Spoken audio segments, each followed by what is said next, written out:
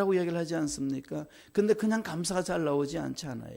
이 감사 속에 살려면 어떻게 해야 되나요? 하나님이 나를 얼마나 사랑해 주셨는지 그 사랑의 은혜를 체험해야 됩니다.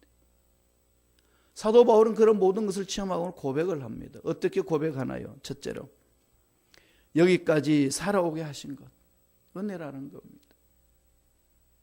삶을 한번 돌아보실까요? 여러분 어떠신가요? 자녀 교육을 위해서, 잘 살기 위해서, 또 이런 일 저런 일로 인해서 고향 등지고 나라 등지고 이 미국까지 이민 왔습니다. 하나님의 이끄심 속에 여기까지 왔는데 여러분 만족하시나요? 정말 행복하신가요?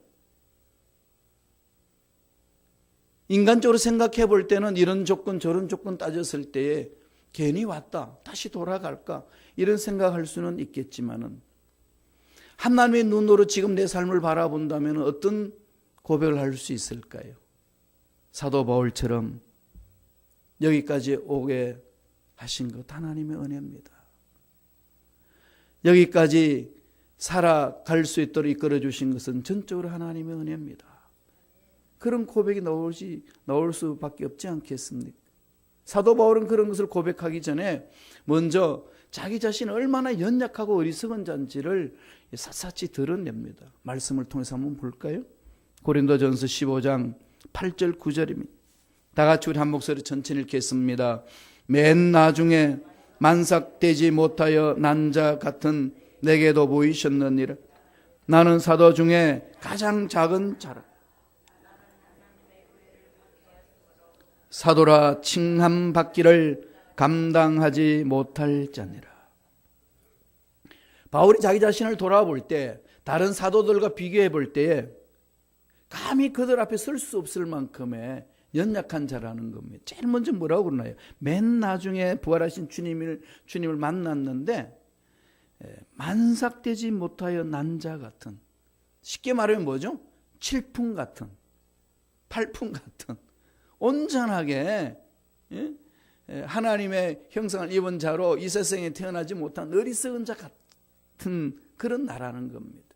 그런 날 하나님이 불러주셨는데 그것도 알지 못하고 주님의 몸된 교회를 핍박하고 잘났다고 난리쳤던 나의 모습을 바라봤을 때는 사도라 칭함을 받을 자격이 없다는 얘기입니다. 너무 작은 자라는 거죠. 이건 예의상 한번 해본 말이 아닙니다. 넋두리를 치는 게 아닙니다. 전적으로 하나님 빛 앞에서 자기 자신을 바라보니까 너무나도 초라하다는 겁니다. 교회를 박해했는데 그냥 박해로 끝난 것 아니지 않습니까? 사람들을 잡아서 옥에 가두고 스데반이 죽을 때에 당연하다고 생각을 했으면서 거기에 있었습니다. 그렇게 핍박했던 자가 부활하신 주님을 만났을 때에 그 은혜가 너무 감격스럽습니다. 은혜로 자기 자신을 바라보니까 너무나도 추악하고 너무나도 더러웠습니다. 뭐가 잘났다고 난리를 쳤는지 견딜 수 없다는 겁니다. 얼굴을 들 수 없다는 얘기입니다. 그러한 나를 하나님이 불러주셔서 정말로 하나님이 위대한 일꾼으로 세워주신 것 은혜 중에 은혜입니다. 그 고백을 합니다. 어떤 고백을 하는지 한번 15장 10절을 보면서 묵상을 하겠습니다. 고린도전서 15장 10절입니다. 다 같이 읽습니다. 그러나 내가 나 된 것은 하나님의 은혜로 된 것이니 내게 주신 그의 은혜가 헛되지 아니하여 내가 모든 사도보다 더 많이 수고하였으나 내가 한 것이 아니요 오직 나와 함께 하신 하나님의 은혜로다. 죄가 많아서 사도될 자격이 없다고 고백합니다. 너무나도 나쁜 짓을 했기 때문에 하나님 앞에 쓰임받을 수 있는 자가 되지 못한다고 고백을 합니다. 그런 고백을 하니 더 하나님 은혜를 사모하는 것 아니겠습니까? 사도 바울이 나중에 로마 교인들에게 편지 보낼 때 그랬습니다. 그때는 이미 성숙 단계로 들어갔고 귀한 사역을 감당한 때였습니다. 그러면서 편지하기를 로마서 7장에서 내가 내 자신을 보니까 모순 덩어리다. 사랑한다는 말은 하지만은 정말로 내 마음속에 사랑이 다 일어나지 않는다. 정말로 당신들을 위해서 열심히 기도하고 정말 당신들을 위해서 열심히 헌신하겠다고 결심하고 그렇게 움직이는 것 같지만 내 속에서 정말 그런 것이 일어나지 아니한 내 모습을 본다. 왜 그러는지 모르겠다. 정말 나는 너무 연약하고 너무 어리석고 정말로 죄인 중에 죄인이요 괴수 중에 괴수다. 감당하지 못하게 하노라. 그러면서 처절하게 고백하잖아요. 로마서 7장 24절은 뭐라고 고백합니까? 오호라 나는 공고한 사람이로다. 이 죄악의 몸에서 누가 나를 건져내라. 내 삶에 예수 그리스도로 인하여서 하나님의 자녀가 되어 멋지게 살고 있지만 멋지게 사는 그 삶 속에 사도 바울처럼 이러한 내 내면에 숨어있는 이 죄악을 덜쳐내지 못하면 결코 하나님의 깊은 은혜 속에 들어가지 못합니다. 늘 나의 공로를 내세우고 싶고 늘 남의 다른 사람들의 잘못된 모습을 지적하고 싶고 이게 나도 모르게 자꾸 일어나는 것이 은혜 속에 들어가지 못하는 걸림돌이 되는 그런 신앙생활을 하게 된다는 겁니다. 이 심각해지는 거죠. 바리새인들이 눈에 보기에 신앙생활을 잘못해서 주님으로부터 책망들은 것 아닙니다. 오늘 현대 그리스도인들이 바리새인들의 삶을 받더라면 그 당시 바리새인들의 삶을 받더라면요 완벽한 그리스도인들이라고 칭찬을 했을 겁니다. 기도 잘하지요. 금식 잘하지요. 11조금 꼬박꼬박 내지요. 온전한 11조입니다. 11조 하는 척이 아니라 온전한 11조. 그랬던 그 바리새인들을 향하여서 주님은 단호히 책망을 합니다. 독사의 자식들아. 이보다 큰 욕이 어디 있습니까? 유대인들한테는 이 독사라는 것은 사탄이기 때문에 가장 큰 욕이에요. 대한민국에서는 어떤 동물이 가장 큰 욕이죠? 여러분 아시잖아요. 뭐의 새끼라고. 독사라는 것은요, 우리가 말하는 개 이름을 부르면서 그의 새끼라고 말하는 그 이상입니다. 사탄의 자식들아 그러거든. 하나님을 대적하는. 그리고 회칠한 무덤이라고. 겉으로 보기는 신앙생활을 잘하는 것 같은데 그들이 그렇게 책망들을 이유가 어디 있겠습니까? 그 마음에 은혜가 없다는 겁니다. 하나님의 은혜가 없다는 겁니다. 바울이 자기 삶을 돌아볼 때 이 모든 것은 하나님께서 주신 은혜로다. 지금 나됨을 볼 때는 은혜라는 겁니다. 그럼 여기까지 이끌어 주신 것은 전적인 하나님 은혜라는 사실입니다. 여러분 어떤 생각 속에서 신앙생활 하시나요? 어떤 마음 속에서 주님을 바라보고 교회 공동체를 섬기시나요? 그리고 옆에 있는 형제 자매들을 어떤 마음으로 보시나요? 분노가 일어나고 짜증이 일어나고 막 그런 부분이 있으신가요? 목사님만 보면 왜 저렇게 하는 건지 도저히 이해할 수 없다라고 짜증이 나고 그러십니까? 그런 게 일어날 수 있을 거예요. 저도 여러분 보면 그런 것이 일어날 때도 있으니까 왜 저런지 모르겠다. 왜 저렇게 예수 믿는 사람이 저런 생각으로 사는지 모르겠다. 이런 게 막 언제든지 일어납니다. 그럴 때마다 하나님이 말씀을 하셔요. 네 자신을 보라. 네가 어떤 삶을 살아왔는데 네가 어떻게 해서 이렇게 살아나서 종이 되었는데 네가 무엇을 본단 말인가. 하나님의 은혜가 없으면은요 내 공로를 내세우고 싶고 하나님의 은혜가 없으면 다른 사람의 잘못된 것을 지적하고 싶고 하나님의 은혜가 없으면 교회 공동체에 일어나는 모든 일들이 방향을 틀어야 되겠다는 그런 생각 속에 빠져서 자꾸 허우적거리는 짜증나게 만드는 신앙생활을 할 수가 있습니다. 오늘 바울이 고백한 것은 내 마음속에 깊이 되새겨야 됩니다. 내가 나된 것은 오직 하나님의 은혜로다. 여기 앉아서 오늘 새벽 예배 드리는 저와 여러분 삶에는 하나님 은혜가 너무나도 넘쳐났기에 여기까지 와서 예배 드리는 줄로 믿습니다. 돌아보세요.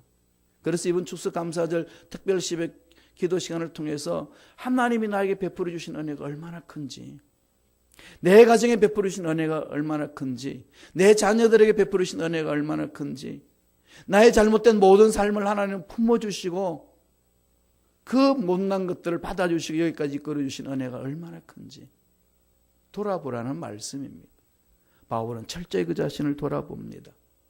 하나님 은혜구나. 에베소서 2장 8절에 보면 에베소 교인들에게 편지를 보내면서 이렇게 이야기를 합니다. 말씀을 통해서 한번 읽어볼까요? 다 같이 읽습니다. 너희는 그 은혜에 의하여 믿음으로 말미암아 구원을 받았으니 이것은 너희에게서 난 것이 아니요 하나님의 선물이라. 하나님의 선물이라. 내 계획대로 안 되고 내 뜻대로 안 되고 내 방법대로 되지 않을 때는 늘 사람은 그게 불만이 생기고 짜증이 날 수 있습니다. 이럴 때마다 이 말씀을 묵상하세요. 하나님이 내가 무슨 조건이 되어서 하나님 받아주셨겠습니까? 하나님이 내가 잘난 모습이 있어서 받아주셨겠습니까? 하나님의 거룩한 빛으로 나를 본다면 그 앞에 어떻게 서겠습니까? 정말로 내가 내 자신을 하나님의 빛 앞에서 본다면 감당할 수 없습니다. 그러나 하나님의 은혜의 빛으로 하나님의 그 놀라운 사랑으로 품어주셨기에 구원받아서 하나님 자녀가 되고 하나님이 예비하신 복을 받을 수 있는 거 아니겠습니까? 이보다 더 큰 은혜가 어디 있습니까? 선물입니다. 여기까지 살아올 수 있도록 이끌어주신 오직 선물입니다. 짜증이 나고 불만이 생기고 뭔가 사람을 향하여 손가락질하고 싶을 때에 이 말씀을 깊이 묵상하세요. 내가 은혜로 말미암아 살아났구나. 은혜로 인하여 하나님 자녀가 되었고 이렇게 나 된 것은 오직 하나님의 은혜로다. 이 고백이 넘쳐나야 된다는 거죠. 이런 고백이 넘쳐날 때 어떤 일이 일어날까요? 두 번째 바울이 이렇게 이야기를 합니다. 누구보다 더 많은 수고를 하게 하신 것이 하나님의 은혜라고 고백합니다. 나는 남들보다도 수고하는데 짜증나지 않습니다. 남들보다 더 헌신하는데도 짜증나지 않습니다. 왜 나는 이런 걸 해야 되고 저들은 저렇게 해야 돼? 이런 생각으로 비유하지 않습니다. 왜 그럴까요? 은혜가 나를 감싸니까. 은혜가 너무 감격스러우면요 넘쳐나는 겁니다. 고린도 전서 15장 10절 한 번 더 읽어보죠. 다 같이 우리 한 목소리 천천히 읽습니다. 그러나 내가 나 된 것은 하나님의 은혜로 된 것이니 내게 주신 그의 은혜가 헛되지 아니하여 내가 모든 사도보다 더 많이 수고하였으나 내가 한 것이 아니요 오직 나와 함께 하신 하나님의 은혜로다. 은혜가 얼마나 큰지 이 은혜를 헛되지 않으려 하도록 하기 위하여 모든 사도보다도 더 많이 자발적으로 수고했다는 거예요. 이 수고가 쉽게 사는 것이 아니라 하나님의 은혜가 너무 감격스러우니까 이 은혜를 체험한 내가 빚진 자인데 하나님의 사랑에 빚진 자인데 어찌 헌신하지 않을 수가 있겠습니까? 이 고백이에요. 이런 은혜를 체험하는 자들로 인하여 교회 공동체가 아름답게 만들어져 가는 것 아니겠습니까? 성경에 보면은 값비싼 옥합을 깨뜨린 사건이 두 번 나옵니다. 둘 다 여인이에요. 여인이 값비싼 옥합, 자기 재산 1년 동안 모아놓았던 그 값비싼 옥합을 그냥 깨트립니다. 그런데 그런 것을 깨트리는 것은 성경에서 여인밖에 없어요. 남자 없습니다. 정말 여성이 정말 존경받아야 되는 이유들이 여기 여러 가지로 있는데 그 여성을 들추어냅니다. 왜냐하면 그 당시에 여성들이 짓밟혔거든요. 다 남성 위주로 되었기 때문에. 그럼에도 불구하고 이 여성을 칭찬하는 것은 온 정성으로 온 마음으로 하나님 앞에 왔다는 겁니다. 한 여인은 죄인이었고 한 여인은 나사로의 누이 마리아라고 그렇게 성경에 기록되어 있습니다. 옥합을 깨트려서 오직 주님의 머리에 붓고 발까지 머리를 닦아냅니다. 한기가 진동하는 거죠. 여러분 이게 이해되시나요? 이해 못합니다. 그래서 가룟 유다는 이해가 안 됐어요. 이 많은 돈, 1년 동안 봉급자가 모아놓은 돈입니다. 이게 얼마나 큰 멋진 일을 할 수 있는데 이렇게 낭비를 하냐. 그냥 그대로 공격합니다. 이거 오늘 우리 머릿속에 들어있는 거 아니겠어요? 하나님 앞에 들어지는 것들을 은혜를 생각하지 못하면요, 약간 것도 어떻게 들었냐 말이에요. 감당 못하는 거죠. 어저께 군사님과 집사님이 저희 사무실 찾아와서 기도받겠다고 오셨어요. 그러면서 이렇게 두꺼운 봉투를 내시면서 제가 모아놓았던 돈입니다. 그냥 모아놓았던 돈 다 하나님 앞에 드리고 싶어요. 성전 이전도 있는데 교회도 힘들고 어려운데 정말로 마음을 다 쏟아놓고 싶습니다. 그 봉투를 잡고요, 정말 감격했어요. 하나님 얼마나 사랑하시기에. 다 제가 그 가정을 알거든요. 그 많은 돈을 그렇게 하나님 앞에 드리기에는 좀 힘든 가정입니다. 그런데 그걸 다 모아서 하나님 앞에 내려놓고 기도합니다. 뭘까요? 지난날 삶을 돌아보니까 하나님 은혜가 얼마나 큰지 견딜 수 없다는 거죠. 내가 모아놓은 돈이 무슨 문제겠냐는 겁니다. 은혜 속에 사는 자들의 삶 아니겠습니까?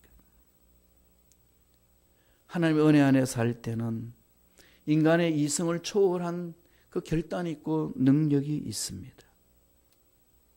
하나님의 사랑이 너무 감격스럽기 때문에 가는 거예요. 하나님의 은혜가 너무 크기 때문에 그렇게 하는 겁니다. 이게 신앙생활입니다. 이게 신앙 열매를 맺게 하는 겁니다. 그래서 헌신하게 되고 그래서 수고하는 겁니다. 그래서 나오는 것이 입에서 뭐가 나올까요? 감사가 넘쳐나는 거죠. 감사가 넘쳐나는 겁니다.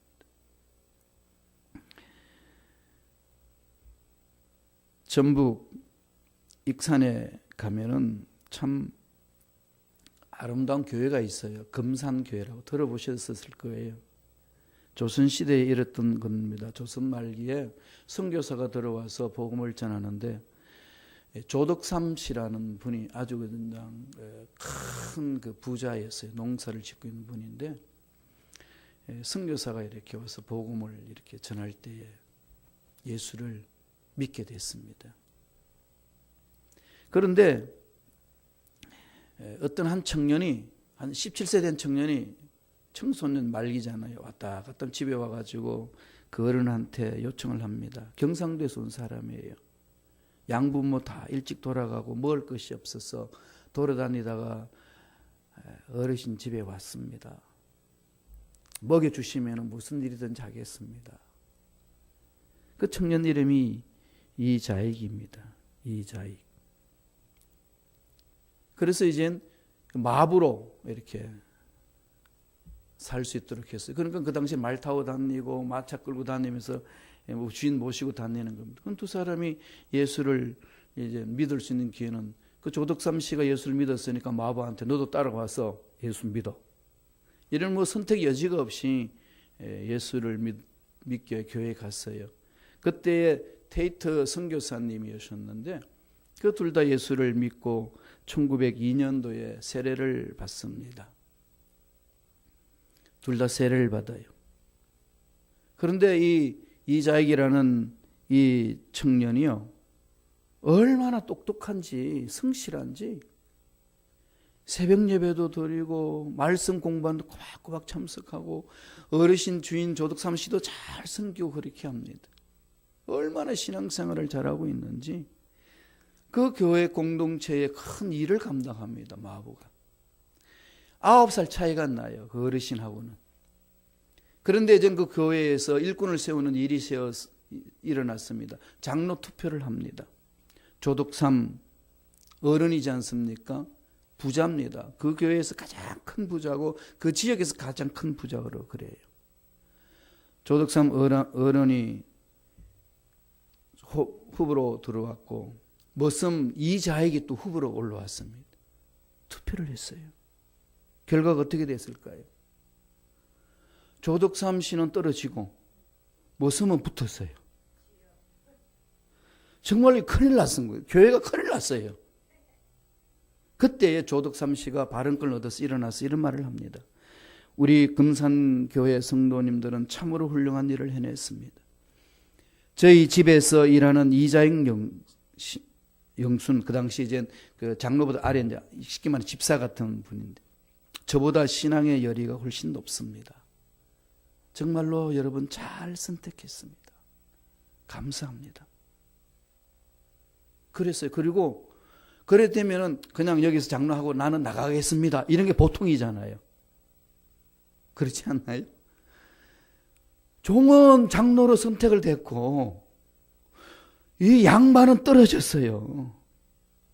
그런데 조덕삼 씨는요, 그 이자익 씨를 장로로 잘 섬깁니다. 그러나서 3년 후에 장로로 됩니다. 그런데 이자익 그 장로님이요, 신앙이 대단하니까 조덕삼 장로님이 봤을 때는 이분 장로로 있어서는 안 된다. 장로님은 평양에 가서 신학교에서 공부해서 목사 되어야 되겠습니다. 이자익 분이 부르심을 입었는데 감히 모습으로서 할 수가 없습니다. 그런데 조덕삼 씨가 보내줬어요. 생활비 보내주고 학비 다 보내줬습니다. 5년 동안 뒷바라지를 해줬어요. 그리고 잘 훈련받아서 목사가 됩니다. 그러니까 그 평양에서도 아주 그냥 이름이 났어요. 이자익. 그러니까 여기저기서 서로 모셔가려고 그럽니다. 그런데 이자익 이 목사님은 자기에게 은혜를 베풀어 주신 조덕삼 장로님이 있는 그 교회를 택합니다. 내가 어떻게 이 은혜를 저버릴 수 있습니까? 그리고 시골로 내려와요.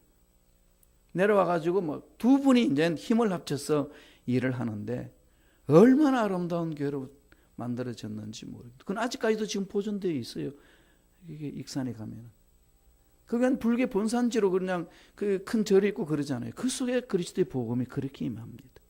나중에는 이자익 씨가요, 이자익 목사님이 그 장로교 총회장이 되는데 3번이나 총회장을 했습니다. 그렇게 인품이 좋고 그렇게 헌신한 사람입니다. 그런데요, 참 놀라운 일이 현대에 일어났어요. 2005년도에 4월 19일 날 대전신학대학교에서 이자익 목사 기념 현판식이 있었습니다. 그게 누가 참석했나 하면은 그 조덕삼 장로의 손자 조세형 장로, 조세형 아시죠? 국회에 10대, 13대, 14대, 15대 국회의원 했고 민주당 의원이었죠. 주 일본 대사로 지냈던 분입니다. 조덕삼 손자예요. 그리고 이자익 목사의 또 손자가 왔습니다. 이자익 목사 손자는 이규환 장로인데 고분자 화학 박사로 교수로 SM을 받고 있었습니다. 두 사람이 거기에 기념식 참석을 했습니다. 그래서 이규환 장로가 조세영 장로에게 90도로 머리 굽혀서 인사하면서 이런 말을 해요. 우리 할아버지께서 주인을 잘 만났습니다. 할아버지께서 주인을 잘못 만났다면 우리들도 없고 우리 할아버지도 안 계셨을 것입니다. 하나님이 베풀어 주신 은혜가 대대로 내려가는 거 아니겠어요?